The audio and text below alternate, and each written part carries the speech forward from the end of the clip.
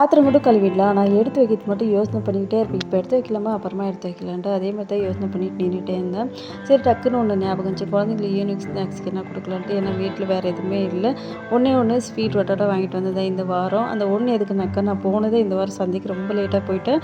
அதனால sweet potato எல்லாம் காலியாகி ஒன்று தான் இருந்துச்சு. சரி அதே வாங்கிட்டு வந்துட்டு குழந்தைங்களுக்கு வேவிச்சு கொடுக்கலான்ட்டு வாங்கிட்டு வந்து வச்சு 4 நாள் ஆச்சு மறந்துட்டேன். என்னையாவது வேவிச்சு குழந்தைங்களுக்கு கொடுக்கலான்ட்டு எடுத்துகிட்டு வந்தாக்கா பாதி அழுவி போச்சு, பாதி தான் நல்லா இருக்குது. சரி நல்லா இருந்ததெல்லாம் கட் பண்ணி வேகத்துக்கு போட்டுட்டு ஸ்டீம்லேயே வேக வைக்கலான்ட்டு இட்லி பாத்திரத்தில் தான் வச்சுருந்தேன். ஸ்டீம்லேயே 1/4 மணி நேரம் வேக வச்சேன். வேகவே இல்லையா வேகலை அப்படின்னு சொல்லிட்டு சரி யூடியூப்பில் சர்ச் பண்ணி பார்த்தாக்கா எல்லாருமே தண்ணி ஊற்றி தான் வேக வச்சுருக்காங்க.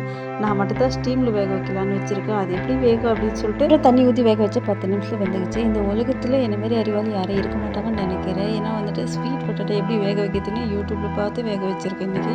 கிழங்கே வெந்துக்குச்சு. அது ஒரு பிளேட்டில் போட்டுன்னு எனக்கு ஒரு டம்ளர் டீ எடுத்துகிட்டு போயிட்டு லைட்டெல்லாம் ஆஃப் பண்ணிவிட்டு போய் டிவி முன்னாடி உட்காந்தாச்சு அமரன் மூவி பார்த்து.